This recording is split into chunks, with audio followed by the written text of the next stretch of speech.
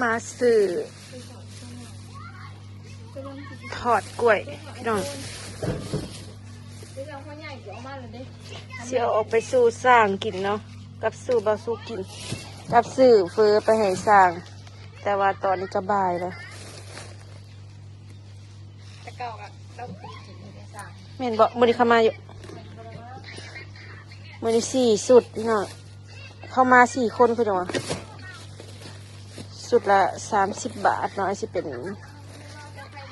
เฟอน้ำตกเนาะป่ะออกหน้า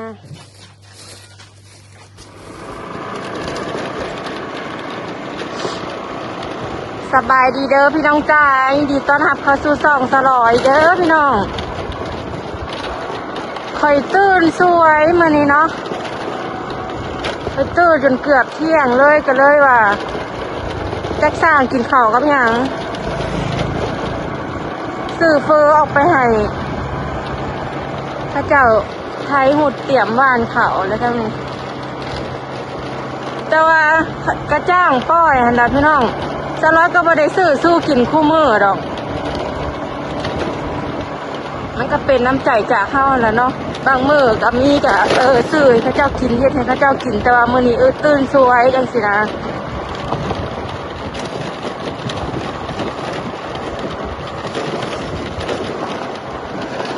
กินนั้นวันเกิดน้ำมาล่าแหละโอ้ยเลยตื่นสวยมื้อนี้อากาศสิเย็นๆเด้อบ่ค่อยร้อนปานใดกำลังออกมื้อนะ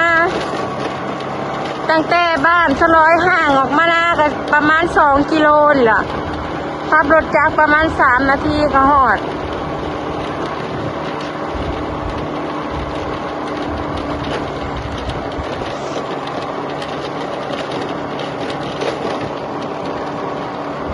ก็ซอยๆกันเนาะทั้งสร้างทั้งเจ้าของบ้านสร้างก็แบบว่าอันใดบ่ดีเขาก็เฮ็ดนู่นนี่นั่นให้แบบจังซี่นะเขาก็บ่ได้เพิ่มเงินขึ้นได้คือเขาแก้ใหม่นะก็มันก็รวมในค่าสร้างหยังเลยเขาเจ้าบ่ได้บวกเพิ่ม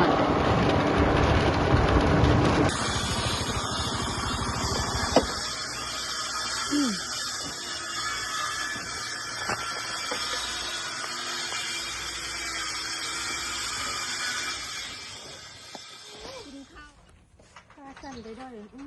สีเล็กหลักหนักขึ้นไม่ได้เลยแล้ว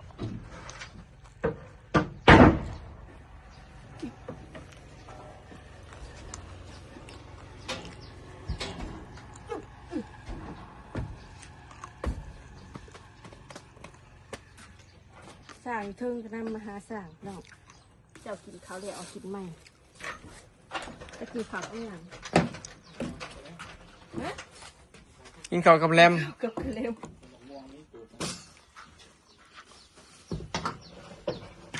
เราเข้างานไวขนาดเราเล่งมาจากทัน2 โมงมา2 โมง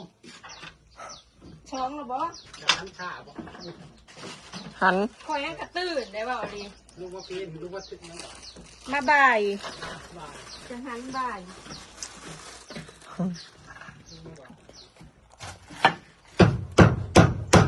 ไก่เสียแหละมุ้งกับน้ำมันสายน้ำมันร้อนแป้งอันนี้ไม่แป้งเฮ้ออันนี้ไม่บอนเจอนี่นะกับถาไม่ถาเครื่องถาทองมือหนึ่ง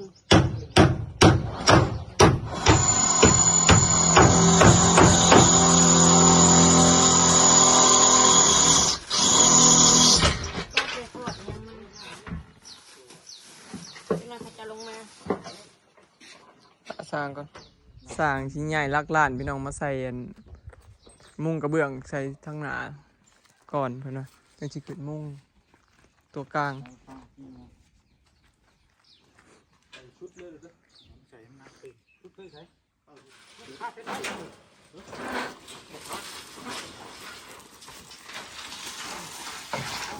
ลักล้าน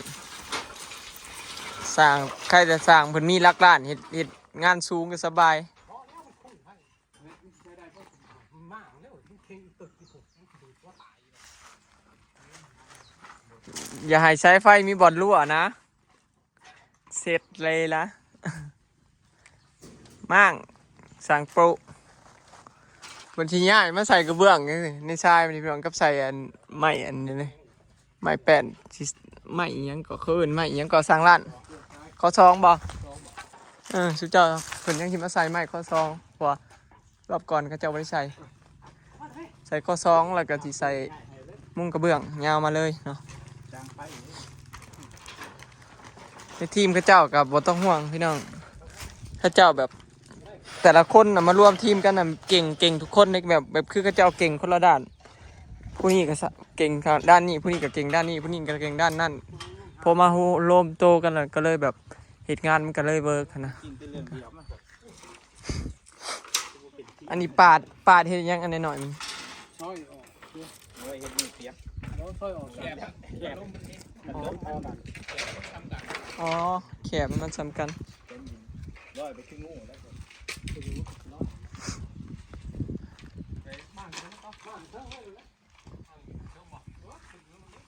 อันนี้ก็สิเป็นกระสอบแหนแดงพี่น้องสลอยซื้อมานี่แหนแดงคอให้มาเลี้ยงเกลือปลา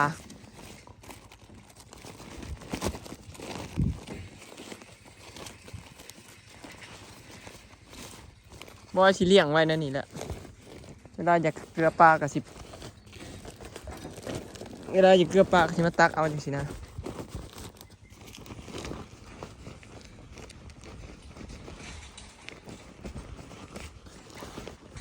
เอาไปเกลือหมูก็ได้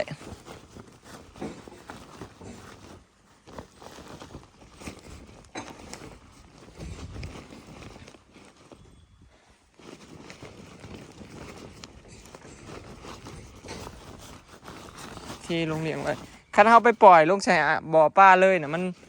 สิตึกกินปลายากสอนกินปลายากพี่น้องพอมันสิเป็นก่อนแล้วมันเอายากเนาะมันขยายพันธุ์ไว้อย่างนี้แป๊บเดียวเราต้องเห็ดอ่างเลี้ยงต่างหากเลี้ยงมันไว้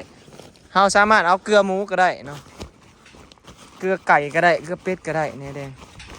แบบประหยัดต้นทุนเลยพี่น้องเอาสิเลี้ยงไว้นี่แหละ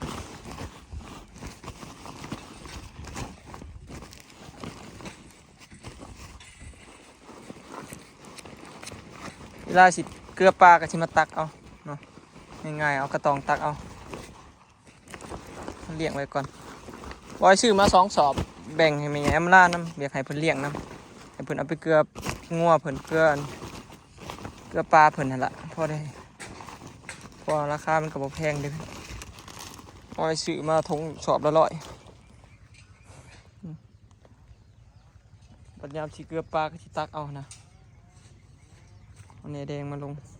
แหนแดงพี่น้องเลยสิหวานให้ปลาบ่ปลามันเป็นปลากินพืชนี่บ่กินเลยแหนแดง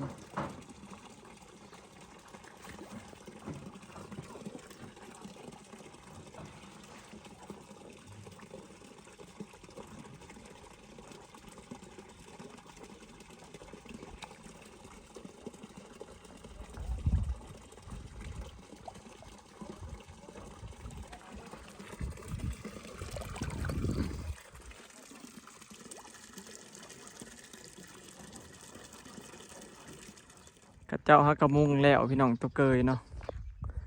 ฮักกระมุงแล้วยังเหลือใส่ชีหนาแล้วก็ใส่ปัดลมเนาะพี่น้องปัดลมเบิดทั้งหน้าแล้วก็ปัดลมทั้งข้างทั้งหลังแบบนี้เนาะตอนนี้สร้างเขาเจ้ากำลังมุงทั้งหลังก่อนห้ามมันลักหลานไปมุงทั้งหลังเนาะฮักกระมุงยังเหลือแต่ทั้งกลางแบบทั้งหน้าเป็นบ่พี่น้องบอลต่อเกยเนาะสร้างเท้าแล้วใส่ซิลิโคนยิงปิดเลยแล้วก็เราแกะใหม่ให้มันต่ำลงกว่าเก่าเนาะเกยประมาณนี้พี่น้องเมื่อในนาทีแล้วคิดว่าอาชีมุ่งบ่แล้วกันยังน้อยหนึ่งนะเมื่ออื่นสร้างสิได้ใส่ปัดลมบัดนี้ สิได้ใส่ปัดลมเนาะแต่ว่าตอนนี้เพิ่นสิใส่อันนี้ใส่ข้อ2ตัวนี้ใส่ไม้ข้อ2ก่อนจึงได้มุงได้พี่น้องข้อ2ก็คือตัวนี้อันนี้ตัวคืออยู่ในถ่ายประมาณนี้แหละมันยากถ้าแม่นบ่ยากยาซิลิโคนบ่ยากปาดกระเบื้องเนาะถ้าแม่นมุ่งไปเลยนั่นแล้วแต่ว่าสร้างเท้าเพิ่นเฮ็ดละเอียดพี่น้องเพิ่นปาดกระเบื้องให้มันแจบแล้วก็ทาซิลิโคนนี่เบิดทุกแผ่นเลยเนาะติดซิลิโคนเบิดทุกแผ่นเลยตัวเกยนี่แม่นมีซิลิโคนเบิดเลยพี่น้องกันหัวกันน้ำไหลย้อนครับก็เลยซ่านะคันมีแต่มุ่งซื่อๆนั่นแล้วก็เพิ่นมาเห็ดตัวนี้บัดนี้สีหน้าข้อ2ประมาณนี้พี่น้องเรือมุงอีก2แผ่นมุงอีก2แผ่นมาแล้วก็มุงทั้งในทั้งกลางใส่ขอบหัวแล้วมื้อหน้าก็มื้ออื่นน่าสิได้ใส่ปัดลมเนาะใส่ปัดลมนี่ก็สิยากอยู่เพราะมันมีอันย่อยๆแล้วก็ได้ทาสีเนาะปัดลมนะบอกให้สีเทาแต่อันย่อยๆนะใส่สีขาวมานี่พี่น้องพอมุงละแม่นเอาจะบอกหมักที่เทาข่อยกับหมักสีเทาหมักสลอยบอกหมักสีเทาบอยก็เลยเอาสีเทาบอยกับหมักสีเทาคือกันเพราะที่ใส่สีขาวนะมันคล้ายๆคือในหูบนะในหูบมันสีเทาอ่อนแม่นสีน้ำมันนะมันมีแต่ซ้ำนี่มันบริมีเสียดสีคือสีน้ำถ้าสีน้ำเนี่ยเขาจะได้จ้างเข้มเท่านั้นเท่านี้ก็ได้เนาะแต่สีน้ำมันนี่มันบ่มีก็เลยเลือกสีเทาพี่น้องประมาณนี้เนาะเย็นสบายเลยพี่น้องอยู่หลุมนี่เย็นเลยนอนเย็นสบายเลยอยู่หลุมนี่พอเขามุงกระเบื้องเลยก็เฮือน2 สั่นอยู่สบายโอ้ยมีไงวันเกิดได้ต้นกล้วยเป็นของขวัญจากเพื่อนมันยังกินบ่เบิดเด้เอาหายแล้วนั่นนี่แหละปุ๊บเน่แดงข่อยปล่อยลงคลองเลยเด้อยันมันเน่าได้เด้อไอ้สิกดมันเดี๋ยวไอ้พันจะกินมีเครือมันหนีจะทมเลยมันเรือหน่อยหนึ่งมันทมบ่เบิดมันเป็นหัวเลยก้นมือหนีให้อันนี้กินก่อนหัวใหญ่เธอ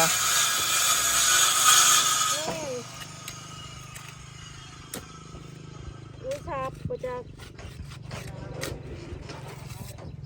อุ้ยป๊าด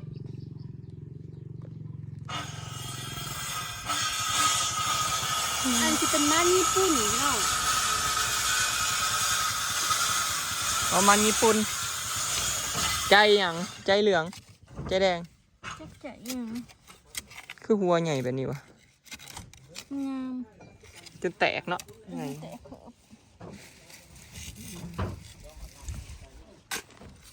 ประมาณนี้พี่น้องมือนี้เนาะละ